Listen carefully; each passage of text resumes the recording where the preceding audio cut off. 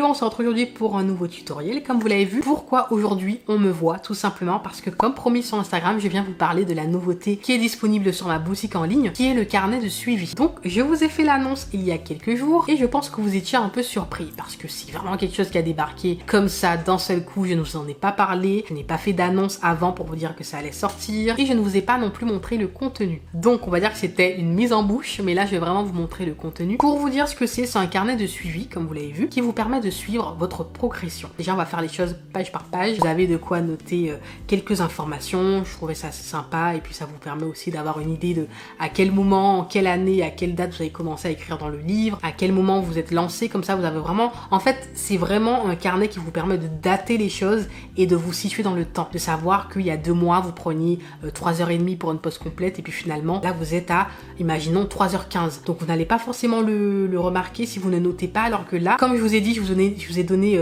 la comparaison avec une transformation physique. Quand on perd du poids, qu'on prend du poids, on s'en rend pas forcément compte sur le moment. Par contre, quand on prend nos mensurations, qu'on note, on se dit ah ouais, j'ai perdu 6 cm de tour de taille. C'est exactement pareil. Le fait de noter va vous donner envie en fait de continuer de faire de votre mieux. Et en fait, en premier lieu, vous avez une évaluation des compétences. Donc vous avez vraiment de quoi évaluer chaque étape pour déjà vous permettre de faire un travail d'introspection, un travail d'analyse, analyser votre travail premièrement. Donc là, on n'est pas du tout dans le temps de travail. Vous allez vraiment analyser votre technique. Et vous allez cocher mauvais, moyen, bien, selon le niveau pour vous, enfin selon vous, auquel vous êtes. Donc par exemple pour la préparation de l'ongle naturel, pour le limage des capsules, par exemple coller les capsules. Vous allez vraiment noter si selon vous, c'est un niveau moyen, bien, ou mauvais. Et ça me tenait à cœur de mettre ça. Vous êtes obligé de prendre un recul sur vous-même. Ensuite, vous avez de quoi noter votre temps de travail. Donc là, c'est super intéressant. Vous avez en fait, ce sont des fiches que vous allez pouvoir imprimer ou utiliser directement sur ordinateur ou sur téléphone, tablette. J'ai vraiment fait en sorte que vous puissiez utiliser ce PDF et pouvoir écrire avec un stylet directement sur l'ordinateur. Donc c'est possible. Donc vous avez des suivis quotidiens, mensuels et annuels. Le suivi quotidien, c'est quand ça vous chante, dès que vous avez envie de vous entraîner, de voir combien de temps vous prenez. Vous prenez la fiche, vous notez combien de temps vous prenez à la préparation de l'ongle naturel, combien de temps vous prenez pour choisir les capsules si vous faites des capsules, combien de temps vous prenez pour les coller, pour limer la démarcation et la forme, combien de temps vous prenez pour installer les chablons, combien de temps vous prenez pour appliquer la base, la construction. Le suivi mensuel du coup va vous permettre de le faire par mois, donc plutôt en fin de mois, quand vous avez fini le mois plutôt qu'en début, pour savoir combien de temps vous prenez ce mois-ci, combien de temps vous prenez environ ce mois-ci. Donc c'est pour ça que je vous dis de le faire à la fin du mois, puisque dans les suivis quotidiens vous allez les faire pendant tout le mois, donc c'est à faire à ce moment-là, la fin du mois. Le suivi annuel, c'est vraiment, vous allez noter justement par rapport au suivi mensuel, vous allez noter le temps que vous prenez environ par mois. Et en fait, ça vous permet de savoir, en fait, vous avez une vue d'ensemble de votre progression. En janvier, vous avez pris 4 heures de temps pour faire une pause. Février, vous prenez 3h55. Mars, vous prenez 3h30. Vous voyez, vous avez vraiment une vue d'ensemble. Et donc, par la suite, vous avez des bilans.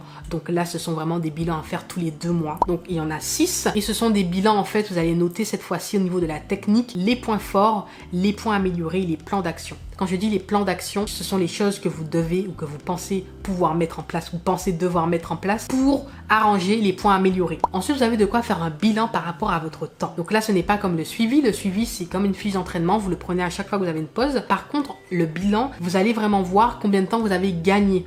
Donc, le bilan à faire tous les 2 mois, vous allez prendre vos fiches mensuelles pour voir combien de temps vous avez gagné entre ces 2 mois. Vous allez vraiment voir la différence, le temps gagné, le temps perdu. Et la dernière fiche, c'est une fiche pour noter. La fiche note, c'est plutôt le temps, au niveau du temps, ce que vous avez remarqué. Vous perdez beaucoup de temps sur quelque chose en particulier, même si vous allez le voir sur le chronomètre, sur le tableau.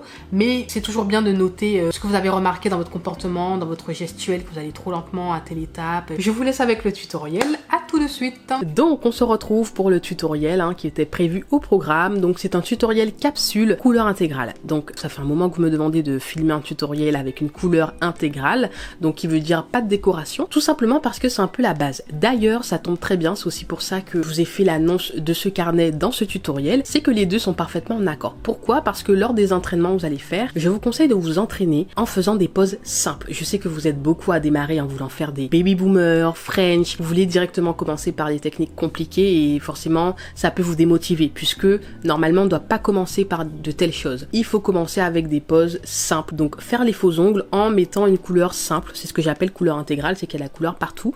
Il n'y a pas de nail art et c'est très simple en fait, c'est couleur intégrale, couleur simple. En général, vous me demandez ce tutoriel tout simplement parce que vous êtes perdu au niveau des étapes. Il y a tellement de techniques qui font que vous pouvez vous emmêler les pinceaux très facilement. Donc commencez par les poses simples, c'est en commençant par le simple que vous allez pouvoir maîtriser le plus complexe. Donc vous désinfectez les mains de la personne, vos mains, vous repoussez les cuticules, c'est une étape très importante, il faut dégager les peaux mortes sur la plaque pour éviter les décollements et donc pour travailler aussi sur une surface qui est dégagée, qui est propre. Je lime ensuite l'ongle naturel, donc pour matifier. Attention, le but est de retirer la brillance. Ensuite, je dépoussière bien, c'est bien important de bien dépoussiérer, je vous en parle dans mon e-book sur les casses et les décollements. Je choisis ensuite les capsules et donc les tailles des capsules. Faites bien attention, la capsule ne doit être ni trop grande par rapport au parallèle, ni trop petite. Il ne doit pas y avoir d'escalier sur le côté. Le but est de créer un faux ongle, mais de donner l'illusion que c'est votre ongle. Donc si la capsule ne se fond pas à votre ongle naturel, façon de parler, là, la tenue est impactée et puis le rendu ne sera pas top, forcément. Donc une fois que c'est fait, je colle la capsule correctement, donc vous devez coller sans bulle d'air. Une fois que c'est fait, je coupe à la longueur souhaitée, donc dans notre cas, on n'a pas coupé énormément, et bien l'étape du limage des capsules. Donc à cette étape, on va faire quoi? On va limer la forme, donc je vous conseille de faire en premier le limage de la forme, puis le limage de la démarcation, mais quand vous maîtrisez les deux, vous faites un peu comme ça vous chante, puisque quoi qu'il en soit, vous maîtrisez la technique, donc il n'y a pas de risque de casser la capsule. En revanche, si vous débutez, que vous ne savez pas encore comment faire, vous n'avez pas trouvé votre appui ou quoi, je vous conseille de commencer par le limage de la forme avant le limage de la démarcation. Tout simplement parce que quand vous limez la démarcation, forcément, vous limez la capsule, donc vous affinez la capsule à ce niveau, ce qui fait que si vous affinez la capsule et qu'ensuite vous avez beaucoup de mal pour limer la forme, vous pouvez casser la capsule, limite l'arracher de l'ongle, malheureusement en faisant un faux mouvement, parce que la capsule est plus fine,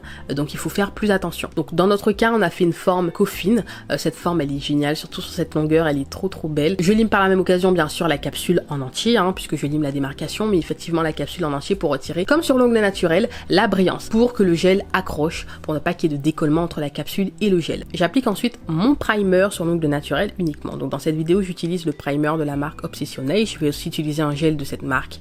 J'ai eu un coup de cœur pour cette marque, les produits sont top. Vous allez voir comment le gel se travaille, il ne coule pas. Il est semblable au VIP Expert Pro dont je vous parle de la marque Glory Nice. C'est une révélation, ce sont des produits professionnels, je l'ai vu, je sais pas pourquoi, mais juste sur le site, je l'ai senti. Et depuis que j'utilise, en fait, ça confirme tout ce que je pensais. Donc à cette étape, je ne touche pas la peau, c'est très important, peu importe l'étape où vous êtes, que ce soit la base, la construction, la couleur, la finition, vous ne devez pas toucher la peau, même pendant que vous limez l'ongle naturel. Vous devez répartir le gel correctement, donc principalement au niveau de la zone de stress. Pas besoin de faire un énorme bombé, vous faites un bombé en conséquence aussi par rapport à la taille de la capsule. Plus c'est long, plus il faut faire un bombé en conséquence, donc ça demande d'être formé sur ce point. Faire des extensions courtes, médium et longues, ça n'a rien à voir, parce que le bombé n'est pas pareil, le travail n'est pas pareil, la façon de faire le bombé à chaque fois est différente, donc attention. Une fois que c'est fait, je dégraisse le tout, donc c'est normal. Quand vous catalysez le gel, vous avez une couche grasse qui reste en surface. C'est tout simplement dû à la catalysation. Donc je catalyse le gel 90 secondes dans ma lampe UV LED. Une fois que c'est fait, je réalise ma mise en forme très rapidement. Donc je lime à la lime à ongles avec un embout que j'aime trop, que j'ai pris sur Framnails, donc c'est un embout fraise. Cet embout j'utilise pour mes mises en forme, pour mes déposes, il est génial. Donc je lime bien près des cuticules, les parallèles. Donc là je n'avais pas grand chose à limer. Franchement le gel ne coule pas, je vous dis, donc le gel ne s'est même pas étalé. J'ai vraiment limé les petites imperfections que je trouvais donc au niveau des cuticules, des parallèles. Voilà, pour affiner le tout davantage tout en conservant le bombé.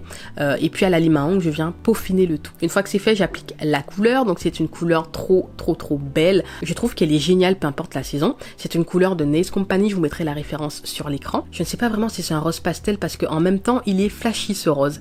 Donc c'est trop bizarre. À l'œil nu, en fait, il est beaucoup plus flashy, mais tout en étant pastel. Donc c'est vraiment trop beau. Je l'applique en fine couche. Donc les couleurs pastel, je vous ai fait une vidéo sur ce point pour vous montrer comment j'applique les couleurs pastel.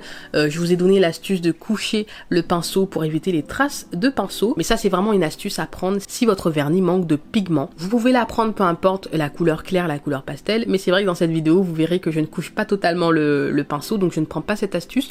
Tout simplement parce que franchement, alors je ne parle pas au nom de tous les vernis de Nails Company, mais les vernis que j'ai de Nails Company sont hyper pigmentés. Mais c'est quoi ces vernis? Franchement, c'est une dinguerie comment je vais tous les acheter, parce qu'en fait ce sont vraiment des vernis qui sont top pour les dégradés. Alors ça, faut que je vous fasse une vidéo sur les dégradés, mais ce sont des vernis opaques, peu importe la nuance en fait, que ce soit foncé, clair, toutes les couleurs que j'ai de chez eux sont opaques. pigmenté de ouf malade. Donc en fait je me suis permise d'appliquer comme ça sans forcément me prendre la tête à coucher le pinceau, faire attention à ci ou ça, puisque même en appliquant comme ça normalement, toujours sans mettre trop de pression sur le pinceau bien sûr, ça c'est une astuce que je prends toujours, vous voyez le résultat est net, il n'y a pas de transparence, franchement c'est nickel en fait. Si vous avez un vernis qui n'est pas pigmenté, prenez l'astuce de coucher votre pinceau, de toujours le mettre à plat pour limiter les traces de pinceau. Donc, la première couche me sert à délimiter un peu, je ne saurais pas comment vous expliquer, mais mentalement je me dis que à cette étape, donc à la première couche, je m'occupe de bien placer le vernis, donc de bien délimiter près des cuticules, de bien appliquer partout en limitant les traces de pinceau. Et à la deuxième couche, là je me concentre sur l'opacité vraiment, tout en bien sûr repassant près des cuticules, tout en contournant et en m'adaptant à la première couche, mais je me concentre beaucoup plus sur la pigmentation, il ne faudra pas qu'il y ait des zones de transparence. À cette étape, vous appliquez la finition, puisqu'il n'y a pas de décoration, c'est une pose simple, couleur intégrale. On passe à la finition, j'applique une finition de Beauty Distribution qui est juste géniale, elle est ultra brillante. Vous avez un effet mouillé, donc attention, ce n'est pas une finition qui est idéale pour les effets chrome. Je l'ai déjà utilisé pour appliquer une poudre chrome par la suite et en fait il faut dégraisser avant parce que vous avez vraiment une couche effet mouillé. C'est même pas que ce n'est pas sec, hein. C'est sec, mais vous avez ce rendu glossy à la fin. Je saurais pas comment vous expliquer, mais c'est trop beau sur couleur intégrale quand vous faites des incrustations paillettes pour révéler la brillance, enfin c'est génial. Donc voici le résultat, vous avez vu chaque étape, c'est pas très compliqué, base, construction, couleur, finition. N'hésitez pas à me laisser des commentaires si vous avez des questions, si vous avez des retours à me faire, n'hésitez pas à liker comme d'habitude, ça fait toujours plaisir, et à vous abonner pour ne pas manquer les prochaines vidéos. On se dit à la prochaine, je vous fais des bisous, bye bye.